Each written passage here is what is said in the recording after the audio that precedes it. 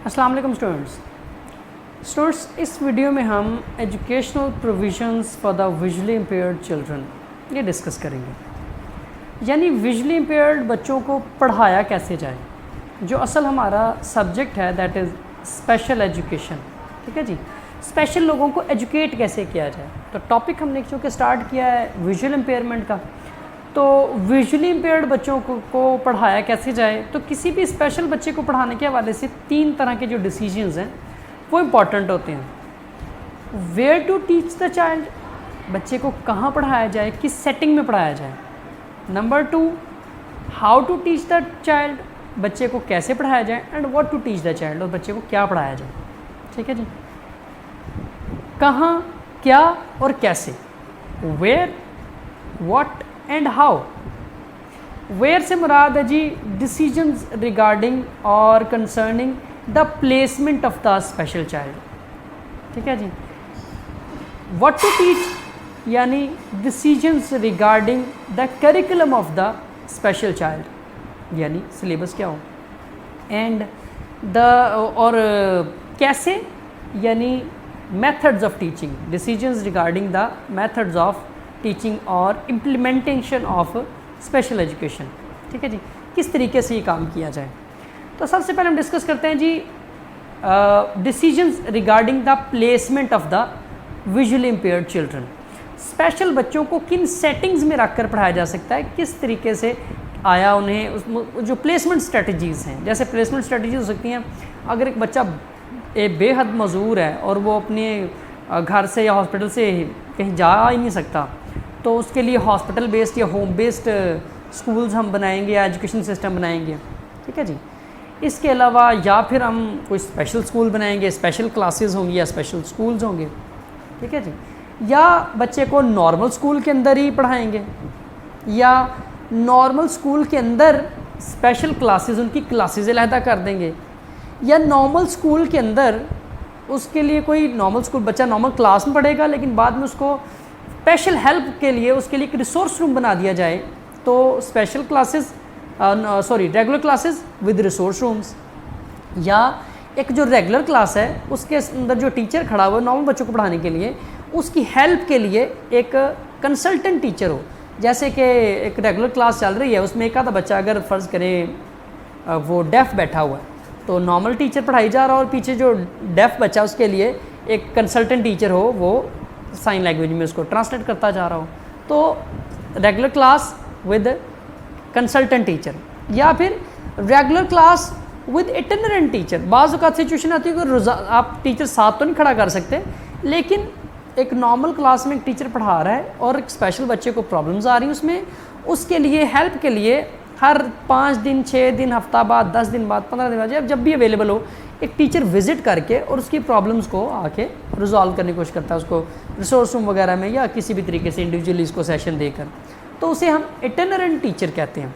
या फिर special class, बच्चे के लिए पूरा सेटअप ही स्पेशल स्कूल्स, पूरा स्कूल ही अलहदा उसकी रिक्वायरमेंट के अकॉर्डिंग बना दिया जाए, बिल्डिंग हर चीज़ उसकी रिक्वायरमेंट के अकॉर्डिंग। ठीक है जी। तो इन्हें हम प्लेसमेंट स्ट्रेटजीज़ कहते हैं कि बच्चे को किस तरह की सेटिंग में पढ़ाया जाना है। तो अब जो ब्लाइंड बच्चे हैं उनके हवाले से उन्हें होम बेस्ड या हॉस्पिटलाइज बेस्ड जो स्कूल हैं उनकी ज़रूरत नहीं होती। वो बच्चे आ जा सकते हैं, मूव कर सकते हैं, उनको लाया ले जाया जा सकता है, और ऐसा नहीं कि वो बाउंड है कि वो हॉस्पिटल में या घर में रहेंगे। ठीक है, तो वो सेटिंग तो उनको नहीं चाहिए।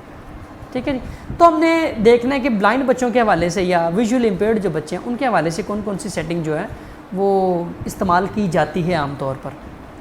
एक तो है जी रेगुलर क्लासरूम। आप लोगों ने देखा अक्सर जो विजुअली इम्पेयर्ड बच्चे होते हैं वो नॉर्मल बच्चों के साथ ही पढ़ रहे होते हैं। उनको कोई वो साथ टेप रिकॉर्डर या कोई चीज़ साथ इस्तेमाल करके, या उनको कोई राइटर दे दिया जाता है पेपर अटैम्प्ट करने के लिए, वो सुन लेते हैं, सीख लेते हैं, समझ लेते हैं, और पेपर अटैम्प्ट करने की दफ़ा उनको राइटर मिल जाता है।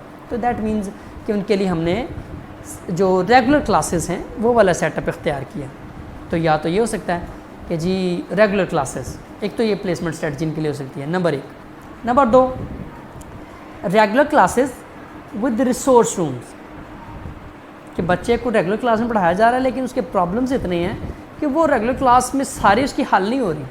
तो एक स्कूल के अंदर, रेगुलर स्कूल के अंदर ही एक रिसोर्स रूम बना दिया जाता है जहाँ उस बच्चे को भेजा जाता है कुछ देर के लिए, और वहाँ जाकर वो बताता है कि मुझे फ़लाँ जो है रेगुलर क्लास में प्रॉब्लम्स आई हैं, फ़लाँ बात की समझ नहीं, तो उसको फिर एक एक्स्ट्रा असिस्टेंस दी जाती है। तो उसके लिए एक असिस्टेंट मौजूद होता है या कंसल्टेंट मौजूद होता है जो उस रिसोर्स रूम में उसकी मज़ीद हेल्प करता है कि रेगुलर क्लास में, ताकि वो सही तरीके से मज़ीद एडजस्ट कर सके, या जो वहाँ प्रॉब्लम्स उसको फेस करनी पड़ी हैं उनको वहाँ सोल्यूशन निकाला जा सके। ठीक है जी।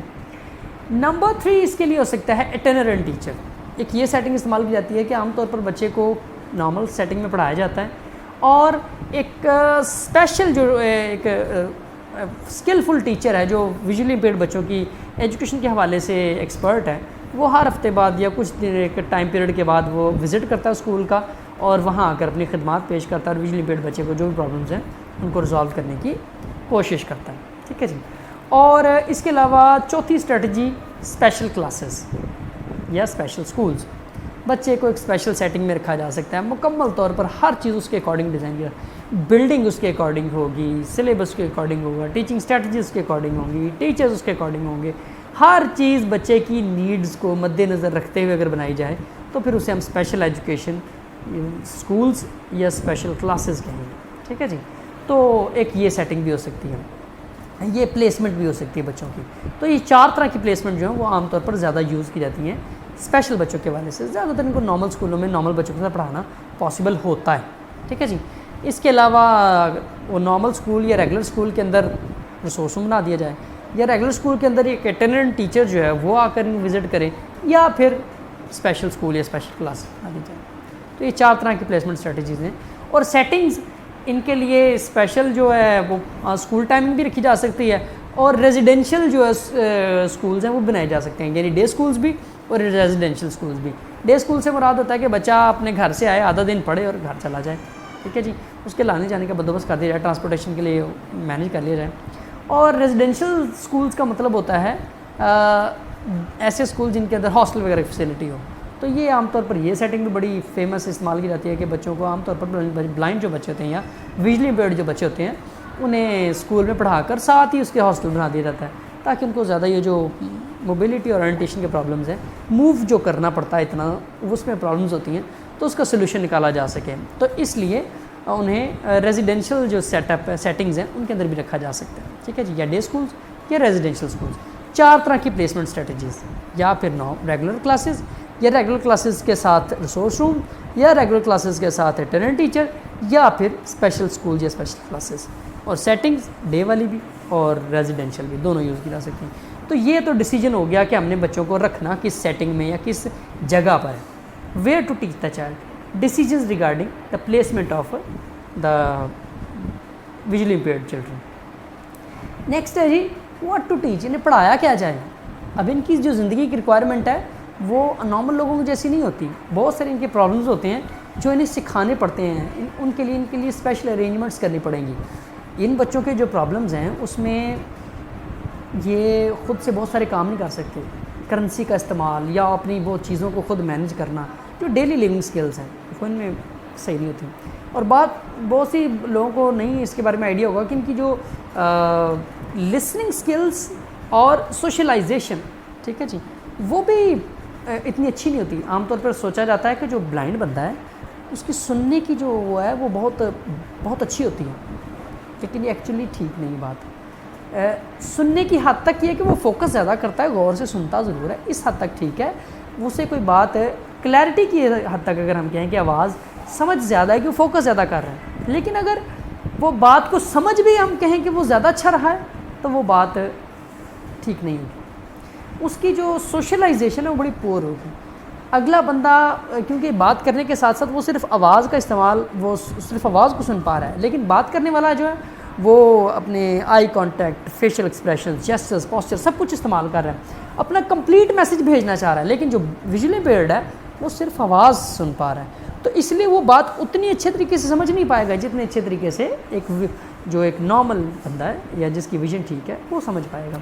तो इसके विजन के जो विजुअली इम्पेयर्ड लोग होते हैं इनके सोशलाइजेशन के, स्पीच लैंग्वेज यानी लिसनिंग के, इस तरह के इश्यूज़ भी होते हैं। इसके अलावा करियर के बहुत से प्रॉब्लम्स होते हैं। आम लोग तो कुछ भी पढ़ के और बाद में कुछ भी कर लें, अपने खाने कमाने और इंडिपेंडेंट लिविंग के लिए, लेकिन इनके लिए तो हर ये सारे काम नहीं कर सकते। इसके लिए इनके लिए पहले से सोचना पड़ेगा कि इनको ये चीज़ जो है वो पढ़ानी है हमने, ठीक है जी। और एक जो इनकी प्रॉब्लम होती है वो होती है मोबिलिटी एंड ओरिएंटेशन, कि बच्चा जो सा वो आज़ादी से मूव नहीं कर सकता, आना जाना ट्रैवल करना, इवन कमरे के अंदर चीज़ें जो उनसे तलाश करना, या इवन जो अपनी बॉडी है कि मैं कहीं ऐसे हाथ खोलूँगा तो किसी चीज़ को लग ना जाए, इस चीज़ तक का इनको आइडिया नहीं होता, या खाने पीने की जो चीज़ें कहाँ पड़ी हैं, इस तरह की चीज़ों के इश्यूज़ भी होते हैं। तो मोबिलिटी एंड ओरिएंटेशन ये भी इनके सिलेबस का हिसाब है। और इसके अलावा इनकी हेल्प के लिए अगर आप इनको चीज़ें दें, आप इनको केन पकड़ा दें, आप इनको कंप्यूटर, टॉकिंग बुक्स, मोबाइल्स और इस तरह की जो चीज़ें हैं, असिस्टिव टेक्नोलॉजी जो है उसका इस्तेमाल सिखाना बड़ा इंपॉर्टेंट प्रोसेस है। तो उनका इस्तेमाल जो उनसा है वो भी इनके लिए एक बड़ा चैलेंजिंग टास्क है। आप उनकी सहूलत के लिए इनको केन दे रहे हैं, लेकिन वो केन का इस्तेमाल पहले सिखाना पड़ेगा। आप उनकी सहूलत के लिए इनको कोई टॉकिंग बुक्स दे रहे हैं, लेकिन उसका इस्तेमाल सिखाना बड़ा मुश्किल प्रोसेस है। तो असिस्टिव टेक्नोलॉजी का इस्तेमाल ये जो है ये भी इनकी सिलेबस का हिस्सा होगा। तो ये कुछ 4-5 चीज़ें हैं, यानी इंडिपेंडेंट लिविंग स्किल्स या डेली लिविंग स्किल्स, पैसे का इस्तेमाल या अपनी रोज़मर्रा की ज़िंदगी कैसे गुजारनी है, ये इनके सिलेबस का हिस्सा होगा। सोशलाइजेशन, ठीक है जी, listening skills and socialisation, number 2 ये इनके सिलेबस का हिस्सा होगा। नंबर 3 होगा जी इनका जो है मोबिलिटी एंड ओरिएंटेशन, ठीक है जी, सोसाइटी के अंदर मूव कैसे करना है, अपनी बॉडी तक को कैसे मूव करना है, तो mobility and orientation number 3। Number 4 career and vocational training, के पढ़ा के खाना कमाना कैसे है, ठीक है जी। एंड नंबर 5 इनकी फैसिलिटेशन के लिए जो आप इनको टेक्नोलॉजीज़ दे रहे हैं उनका इस्तेमाल सिखाना भी इनके सिलेबस में होना चाहिए। तो ये 4-5 चीज़ें हैं जो डिसीजंस हैं जो हम इनके करिकुलम के हवाले से लेते हैं कि ये करिकुलम में ये 4-5 चीज़ें ऐड करनी पड़ेंगी। डेली लिविंग स्किल्स सिखानी पड़ेंगी, ठीक है जी, डेली लिविंग स्किल्स और सेल्फ हेल्प स्किल्स सिखानी पड़ेंगी, सोशलाइजेशन और listening skills, mobility and orientation skills, और करियर काउंसलिंग और वोकेशनल स्किल्स, और असिस्टिव टेक्नोलॉजी का इस्तेमाल। ये 5 चीज़ें एटलीस्ट इनके सिलेबस में होना लाजमी है, ठीक है जी। तो 2 चीज़ों को हम डिस्कस कर चुके हैं, where to teach and what to teach, decisions regarding the placement strategies for the visually impaired children and decisions regarding the curriculum of the visually impaired children, ठीक है जी। तो मेरे ख्याल है वीडियो ज़्यादा लंबी ना हो जाए और आपके लिए बोरिंग भी ना हो जाए, इसलिए मैं जो 3rd पार्ट है that is how to teach, the methods और the implementation of that curriculum. ये जो करिकुलम ने डिसाइड किया है कि ये बातें इनको सिखानी है विजुअली इम्पेयर्ड लोगों को, ये किस तरीके से सिखाई जाए। अब ये बातें सिखाना विजुअली इम्पेयर्ड बंदा, नॉर्मल बंदे को तो वो सुन भी रहा है, देख भी रहा है, बोर्ड पे लिख दें, ज़बानी बता दें, आसानी से बहुत सी बात समझ आ जाएंगी, लेकिन विजुअली इम्पेयर्ड बंदा है उसके लिए तो ये सब चीज़ें इतनी आसान नहीं होंगी। उसको सिखाना भी एक बहुत बड़ा चैलेंज है। आप बुक्स वगैरह का इस्तेमाल, नॉर्मल बुक्स का इस्तेमाल नहीं कर सकते, जेस्चर्स पोस्चर्स का इस्तेमाल नहीं कर सकते, चार्ट्स बोर्ड कोई भी ऐसी चीज़ का इस्तेमाल नहीं कर सकते, ठीक है जी। तो इसलिए फिर जो इम्प्लीमेंटेशन है, यानी विजुअली इम्पेयर्ड चिल्ड्रन हैं, इनके लिए जो आपने करिकुलम डिसाइड किया है वो किस तरह इम्प्लीमेंट किया जाए, ठीक है जी। How to teach, the methods of implementation of curriculum, ठीक है जी। ये मैं इंशाल्लाह नेक्स्ट वीडियो के अंदर इसको कवर करने की कोशिश करता हूँ। ओके स्टूडेंट्स, फिलहाल के लिए थैंक यू।